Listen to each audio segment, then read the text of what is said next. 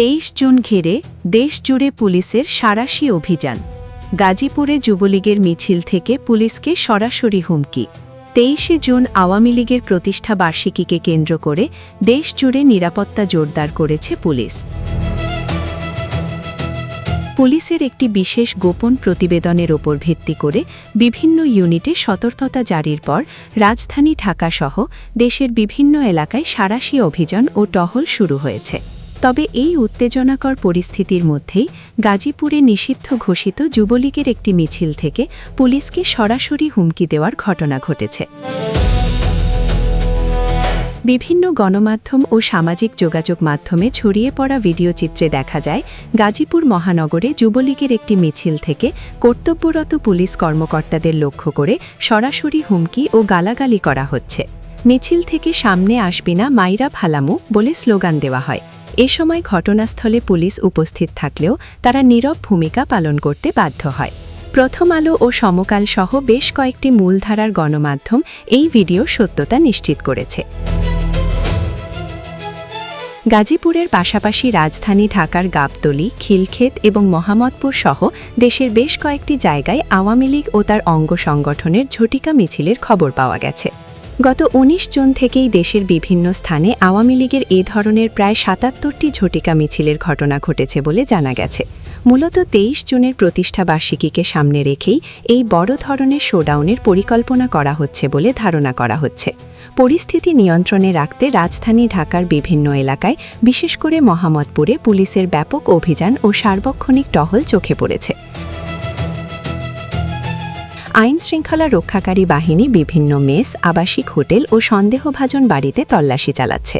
মূলত আওয়ামী লীগের কোনো নেতাকর্মী বা নাশকতাকারী কোথাও আশ্রয় নিয়েছে কিনা তা নিশ্চিত করতেই এই অভিযান চালানো হচ্ছে। এদিকে এই চরম উত্তেজনার মধ্যেই ফরিদপুরে এক ছাত্রলীগ নেতাকে আটকের মাত্র 5 ঘণ্টার মাথায় হাসপাতালে তার মৃত্যুর ঘটনা ঘটেছে। নিহতের পরিবারের পক্ষ থেকে অভিযোগ করা হয়েছে, পুলিশি হেফাজতে নির্যাতনের কারণে তার মৃত্যু হয়েছে। এই ঘটনাটি আইন শৃঙ্খলা রক্ষাকারী বাহিনীর ভূমিকা নিয়ে নতুন করে চাঞ্চল্যের সৃষ্টি করেছে।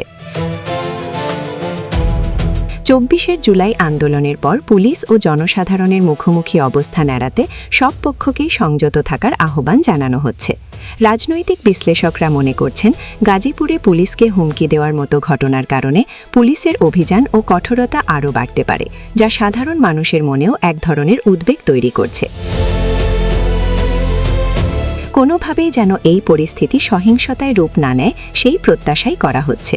আরও জানতে চোখ রাখুন নিউজ 36-এ।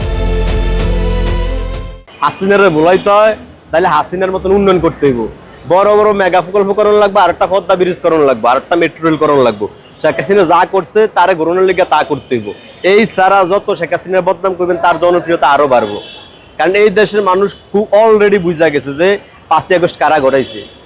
মানুষ মানে সুস্থ মস্তিষ্কে লুচ্ছামিকরণের লিগা, স্বাধীনভাবে আকামকরণের লিগা এই 5ই আগস্ট ঘটাইছে। কারণ 5ই আগস্টের পরে এই জিনিসগুলো সবচেয়ে বেশি দেখা গেছে।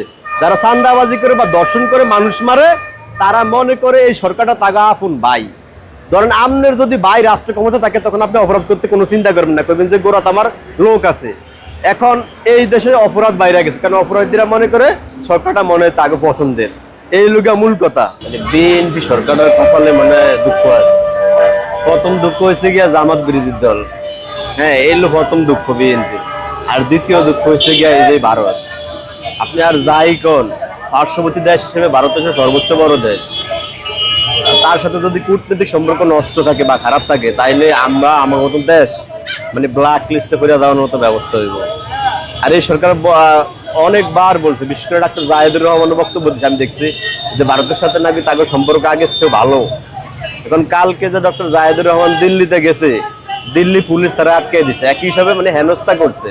তাহলে ডাক্তার জায়েদরে হেনস্থা করা মানে আটকানো আর তারেক রহমানের আটকানোর মধ্যে পার্থক্যটা মানে খুব একটা বেশি না, কারণ উনি তারেক রহমানের বিশ্ব উপদেষ্টা। তাইলে এবার বোঝেন সম্পর্ক কোন তলানিতে যা ঠেকছে। মানে এই জায়গা থেকে চিন্তা করলে বোঝা যায় যে এই দুঃখটা বিএনপি কপালে আছে। প্রথম দুঃখ জামাত, দ্বিতীয় দুঃখ হইল এই ভারত। একটা সম্পর্ক বিরোধী দলের সাথে সম্পর্ক ভালো না, তেলে বেগুনে যেমন সম্পর্ক ওইরকম, আবার ভারত সব মিলে এই সরকারটার কপালে একটা মানে ইয়ে আছে। আর আরো সমস্যা যদি এই দেশে শেখ হাসিনা কারণ শেখ হাসিনা ধরেন দেশে আসলো, এই এনসিপি জামাত সরকার সবাই স্লোগান দিব যে শেখ হাসিনা ফাঁসি চাই ফাঁসি চাই, না পারবো বিএনপিটা কার্যকর করতো